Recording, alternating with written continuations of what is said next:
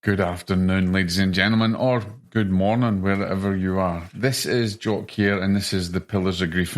It's been a little while since I've been on. Obviously, life takes different directions, and we go in different. We've got lots of different things to do, and so it's probably been about a month or so since I got on here, and for that, I want to apologise. But we're rocking and rolling as we move into the fall.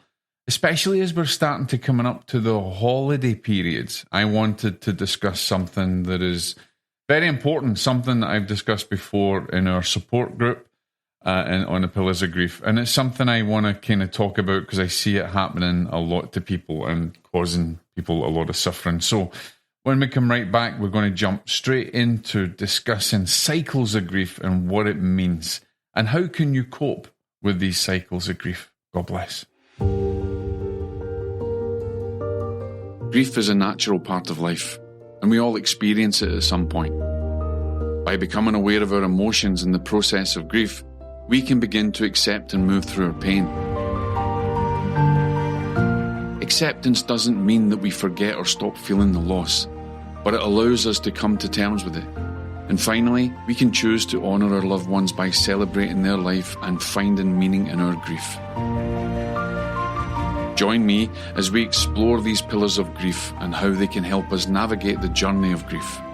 We will explore this journey together, and you will hear from experiencers, experts, and researchers. I'm Jock Brocas, and this is the Pillars of Grief.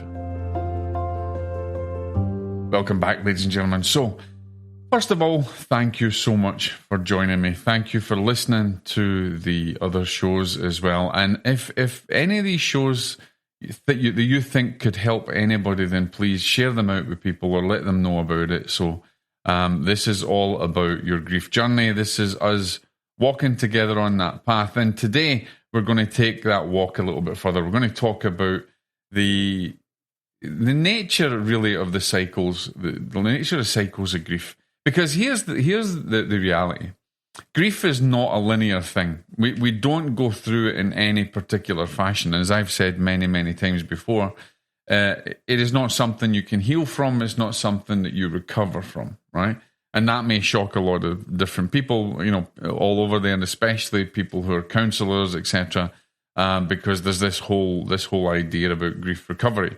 But the reality is that, it's not a drug and we're not addicted to it. So it's not an addiction. It's not an alcohol. It's not an addiction, but it's a part of life. And in that same vein as a part of life, it's a non-linear experience. It means that there's no set stage to it. And many people get mixed up because they say that Elizabeth Kubler-Ross had these stages.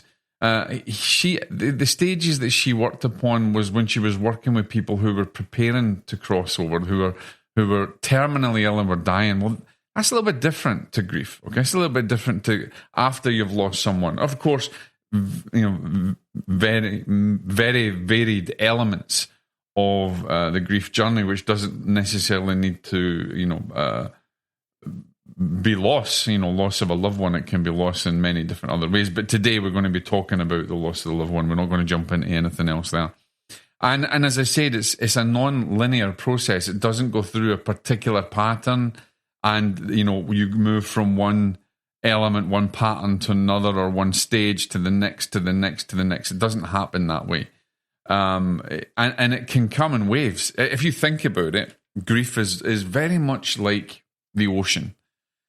It can come in waves, right? But every now and again, the storm, the tides change, and maybe storm clouds come over. Maybe we have a change in the atmosphere, and then it creates this tumultuous high and low, high waves and low waves, and really rough seas, and it's quite treacherous, and that's what it's like. So if you kind of take that analogy of the grieving process being like the sea, it can be calm and it can come in waves. This is what I mean about this whole cycle, and something that I realized in my own life, especially with all the loss that I had experienced. And even to this day, with the loss of my father, and a lot of you know that didn't go too well. But there's times now, even though it's been so long, it's been so many, many years since that passing, there are certain things, there's certain cycles, if you like, that come up. And I can feel great and everything's normal, everything in the garden is rosy, I can be sitting outside, and then one thing will make me connect to that. To connect to the loss of my father. And it may be something that just triggers inside of me. And we're going to talk about that in a minute. And it makes me feel sad. And the emotions change. And so how have I dealt with this? Well, we'll go into that a bit later on, but it's something I've learned to cope with. So even with my work as a medium or my work in helping people and you know, if you like, coaching people through grieving and all that kind of stuff, I am not immune to still feeling those cycles that, you know, so many years on. So this is another reason why to tell you that it's a non-linear process, right? It's going to be there. You never heal from it. It's always there.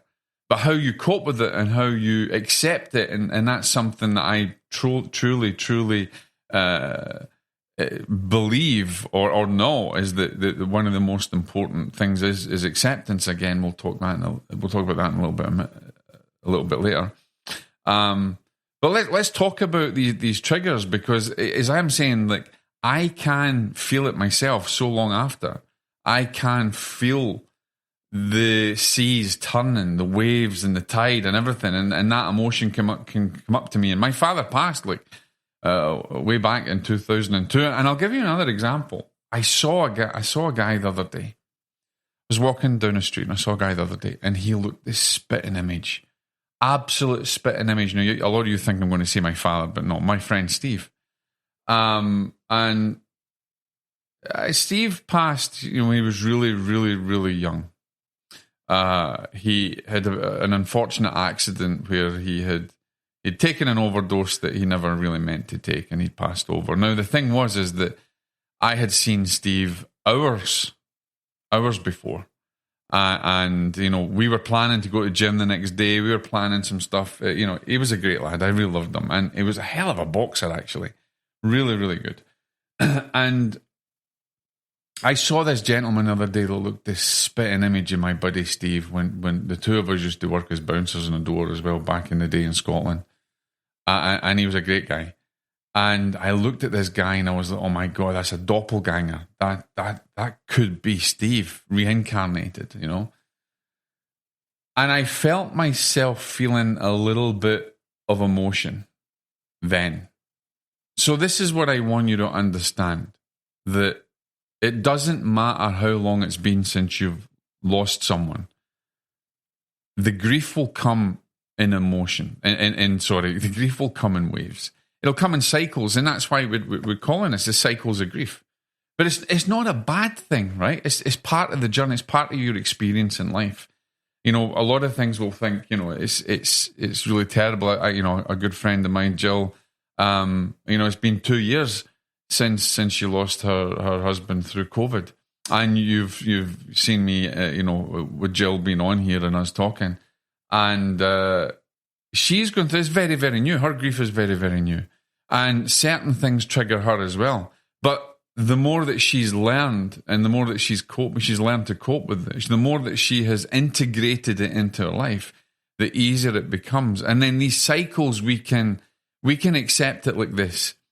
You can have a rough, stormy sea that's treacherous, or you can get to the point where the waves come and go and there's no danger from it. It's just actually a part of the existence. It's a part of life, and we accept it.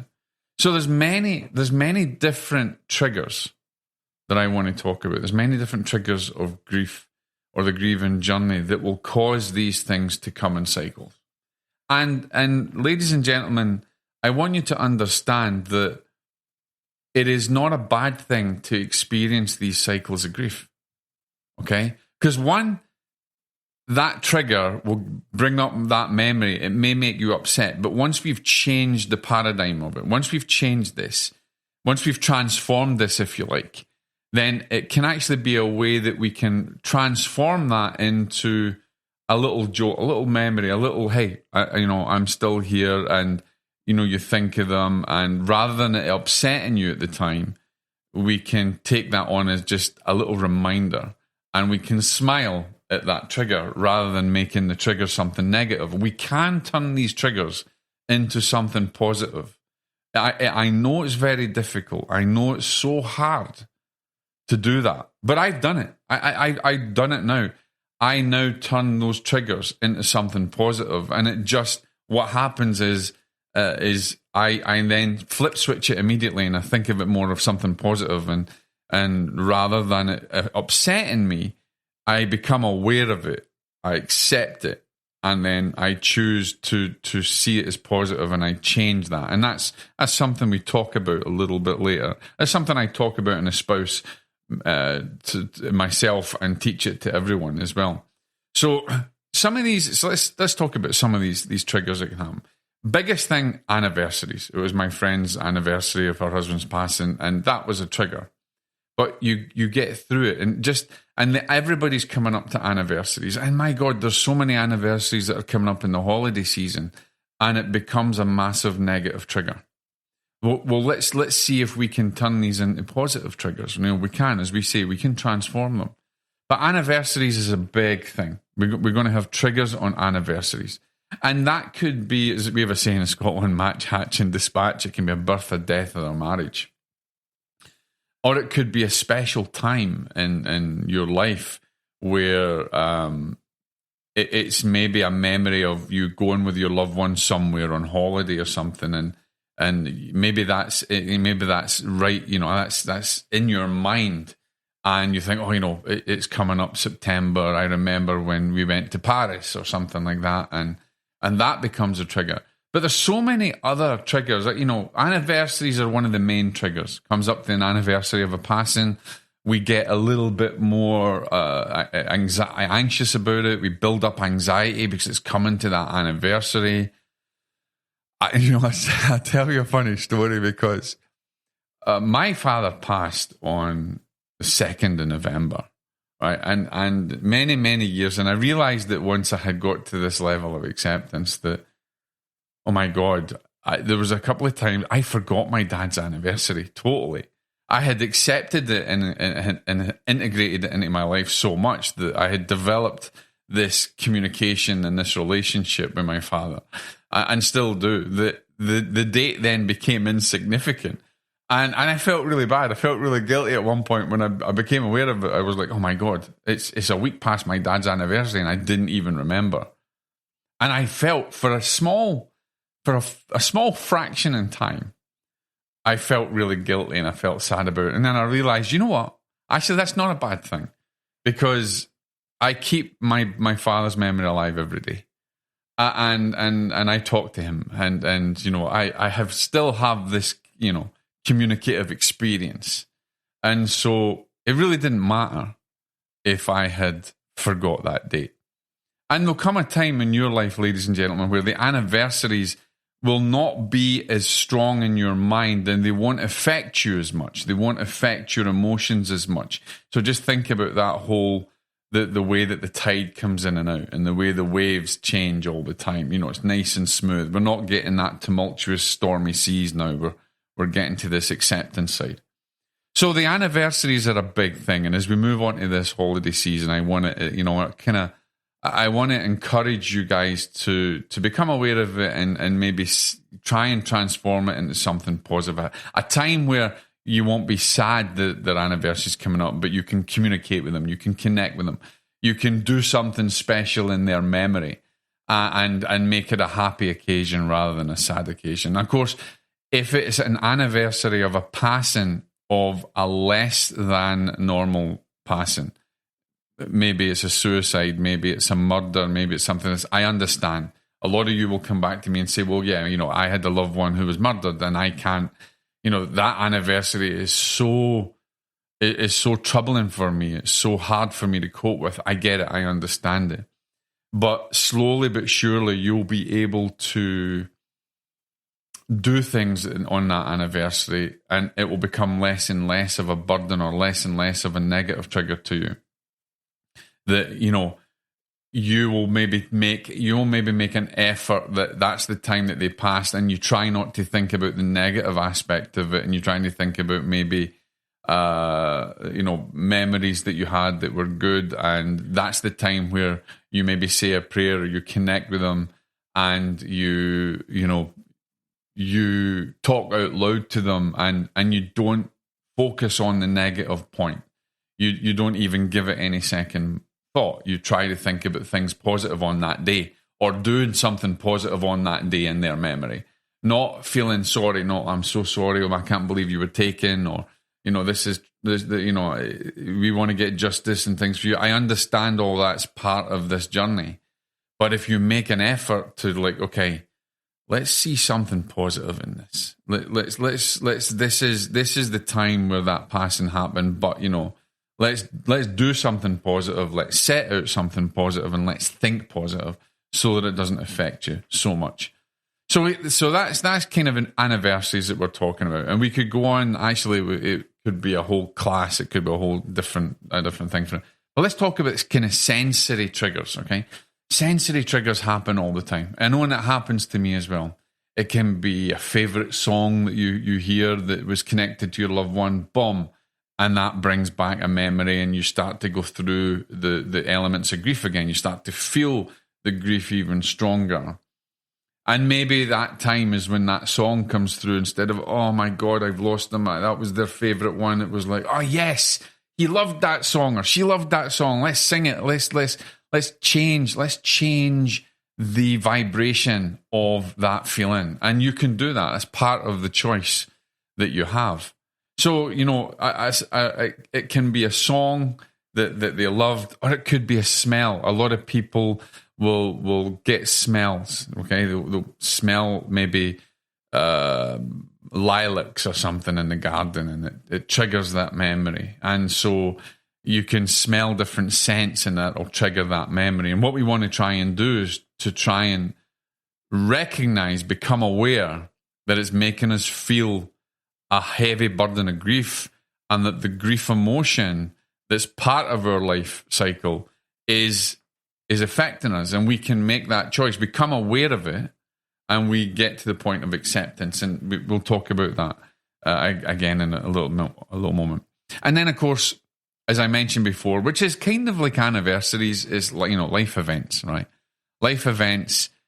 It is covering match, hatch, and dispatch, as I said at the beginning, but also life events could be, when they received an award, or, when they achieved something that was dramatic, or the life event could be even when they got ill, or it could be something like that. And there's a whole balance here. There's a kind of yin and yang feeling where one event is negative and one event is positive. But life events can be these triggers. And, I wrote an article on my website, on my blog, jockbrocas.com, about the triggers of grief, and how, remember that these triggers, these are cycles that come and go in waves, but they can also be your greatest teacher. You can allow these to be your greatest teacher rather than being your worst enemy. It's something that is a very powerful tool in your arsenal to be able to cope through that journey. Are you struggling with grief? Hi, I'm Jock Brocas, a grief researcher, author, spiritual mentor, and renowned evidential medium. Join me on the Pillars of Grief podcast. Through personal teachings and interviews with experienced researchers and educators, I will provide valuable insights and support to help you navigate your journey through grief. I will answer the questions you yearn to be answered, and I'll help you understand your journey. Listen and subscribe to the Pillars of Grief podcast today on your favourite platform, and start navigating your journey through grief.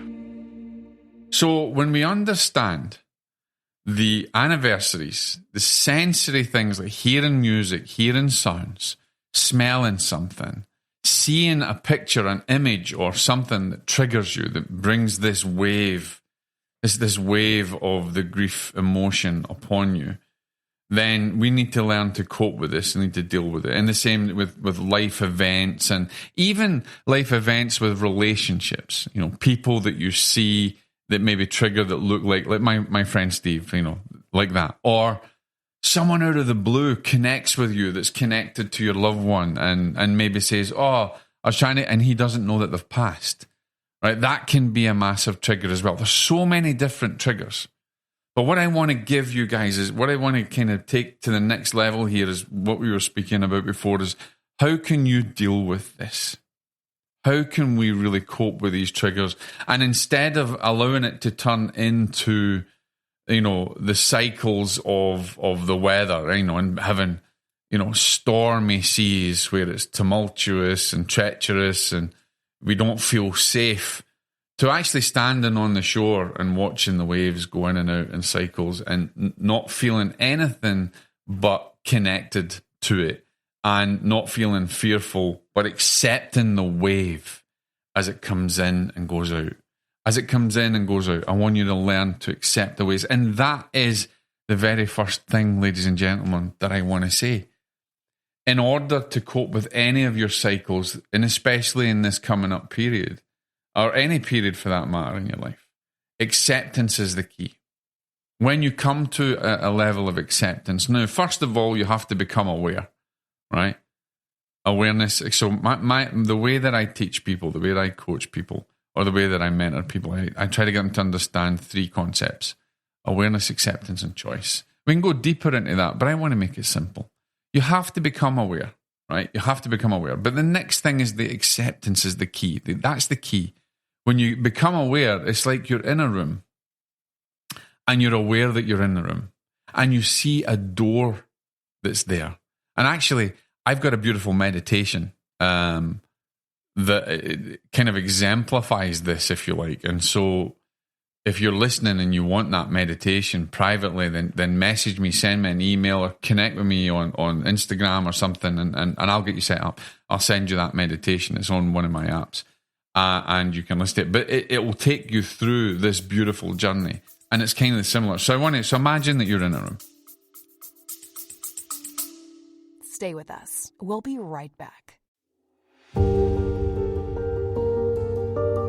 Grieving can be a lonely and isolating experience, but it doesn't have to be. Join my free online support community for those who are on a grieving journey. This community is a safe space where you can receive education, support, and love from others who are on the same path. Whether you're struggling with the loss of a loved one, or preparing for this loss, or you feel that you have lost your way of life because of grief, you don't have to go through it alone. Join the online community today and walk the journey together. Apply at jockbrocas.com. A loving welcome awaits you.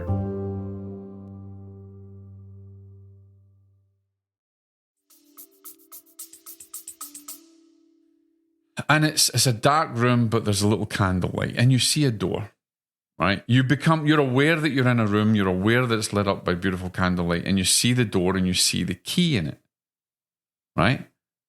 Now, here's what it is. This is like your grief. You have to become aware. You're aware. Then you have to accept, right? You accept that that's a door, that's a key. Okay, that key, I'm accepting the facts, because I don't get hiccups here. I'm accepting that key can open the door, and then what's next? It's the choice, right? The choice to go through that door. The key is what opens it. You become aware and you've accepted that you need to open that key. You need to open that door with that key. That's accepting it. There's nothing else you can do. I'm accepting that. There's a door, there's beautiful, there's a key in it. I accept that. I know I need to open that. If I want to, I need to, turn that key and open the door, and I have the choice to go through. Again, you have the choice to allow to go and take the key and turn the key. It's all about choice. But before you can even get to the level of choice, you have to become aware. And once you're aware of the situation and you're aware that you're going through emotion, then you can accept it. Okay, it's coming up the anniversary. I'm aware of it. I'm aware that I'm feeling sad. I'm aware, but it's okay. I accept that because I can turn this around.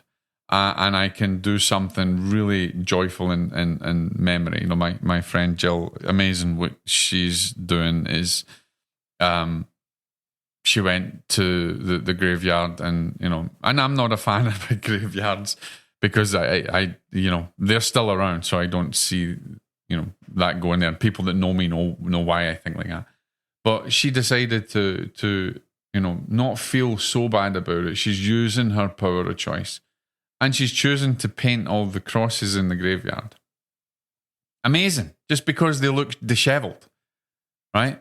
But she had to become aware of how she was feeling, and she channeled that into doing something different.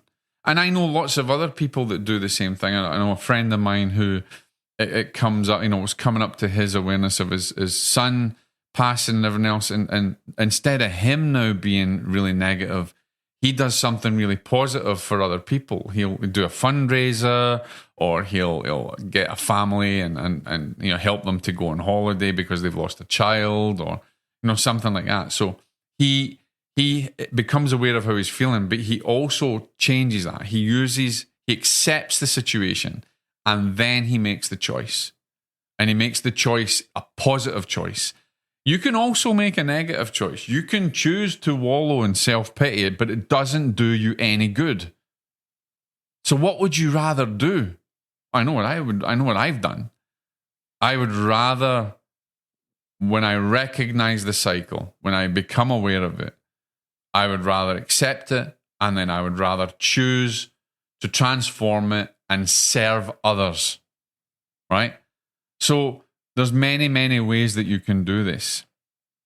You can serve others. Your acceptance is the key to moving forward. If you can't accept it, then you're going to create a prison in your own mind, and you're going to chain yourself up in that prison, not realizing that the door was always open and ready for you to walk out, right? That's very important. Very, very important. So the other thing that you need to do is, once you've got to this point, how else can we cope with this, with these cycles? Well, as we talked about, you've got acceptance and choice and how you might be able to turn that into service, but you also got to make the choice to self-care, self-regulate, right? Show yourself some love. And this is what I've noticed. A lot of people who are grieving, they feel really guilty and ashamed of giving themselves self-care. And really, you shouldn't, because, you're a divine being. The same animating force that animates the rose, that animates your loved ones, you're not disconnected, you're connected. So you have to, you've got a responsibility to look after yourself, right? You have to be loving to yourself. Big thing that says, in scripture, man, know thyself, right? It's important that we know who we are. It's important that we own who we are. And it's important that when we feel these cycles coming along, that we can have the choice. We can accept it. We can become aware of it. We can accept it. We can choose. We can move forward in a positive light by being loving towards ourselves. That means stop talking negative to yourself. That means stop thinking, what if? Did I do enough? Could I have done more? No. It is a part of life's journey. Grief is a part of life's journey. It is not a stage you're going to go through. It is not something you're going to heal. It is not something you're going to recover from. It's something you integrate. And integration is the most important thing. So you've got to love yourself and give yourself care. And that might mean you go to a spa day. It might mean that you go and you just read somewhere quietly. It might mean that maybe you go on a pilgrimage somewhere. Maybe you just go and visit someone else to talk to them. Maybe you take some time to go on holiday, get away for a few days. It doesn't matter. Self-care. Your loved one on the other side, ladies and gentlemen, does not want you to restrict yourself in any way. They want you to enjoy life because they're still a part of your life. You might not recognize that or know that now, but they are still a part of your life. So they want you to enjoy it. So stop beating yourself up. Stop feeling guilty that maybe you go out for a meal or something. And maybe on that anniversary when you are triggered, instead of going to the graveyard and crying by the side, go out for dinner, invite them along with you. In your mind, just say, I'm going for dinner tonight in your memory and I want you to come with me. I'm not going to the graveyard. I don't want to bring in suffering or pain. And a lot of you that say, but I have to because they're there. They're not there. They're still connected to you and they're very much alive. So maybe on these anniversaries, maybe on these triggers, you decide to do something loving for yourself and invite them along. Self-care is such an important aspect. And the other thing, and this is a kind of joint thing, and I would invite all of you, is a support community. There's many support communities out there. I have my own support community for Pillars of Grief. Lovely people in there. At the moment, it is totally free, and if you want to join, you come and join us, and you will get to meet other people there, and you'll be able to share your stories. Remember, as I said before, ladies and gentlemen, in another episode, that we're storytellers. As the human species is built for storytelling, marketing out there is storytelling. Business is storytelling. We tell stories to our children when they're young to help them engage and grow. Life is about storytelling. And so when you come into come into a support community like Pillars of Grief, you can meet others and you can share your story. You can share your story and you can share in other people's stories. And you find then that you're no longer walking alone on a grief journey, but you have people that are walking with you, that are laughing with you, that are sharing in your stories, that are sharing in your ups and your downs, and they're supporting you. And that when you find it too hard, that they carry your pack, they carry your load for you, and vice versa. So a support community is very, very important. That doesn't necessarily mean going to a counselling group, because sometimes that can be really hard. And sometimes that can not benefit you as much as what you think it does. But a loving support community that shares in the stories, I think that's a beautiful thing, ladies and gentlemen. I really do. I really do. So as we come up, as we go through life, as we go through this journey, I just want to recap before I finish. I don't want to keep you too long. The cycles of grief come and go, just like the ocean waves. And it's up to you. It can either be a storm and you get caught in that storm and it's scary and it's frightening and you feel alone. Or you can stand on the edge and you can watch the waves come and go in cycles. And you can accept that that is part of nature. Those waves will not stop because those waves are nature. It is divine nature. It is the way of things. And so sometimes as you can look at that and you can, what?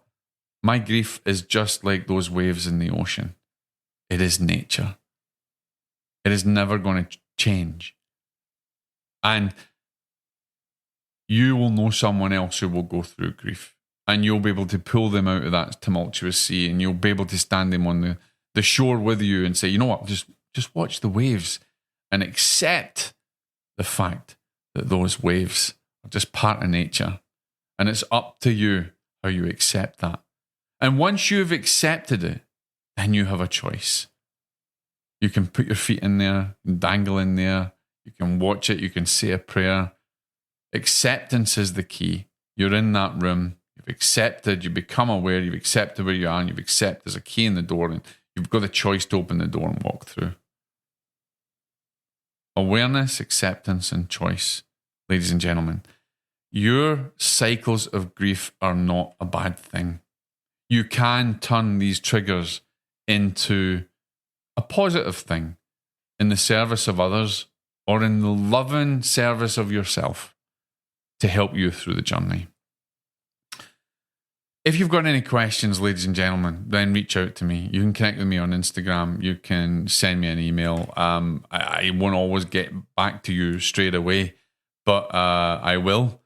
Just be patient with me. And just remember, accept grief as a part of life and nature and integrate it into your life.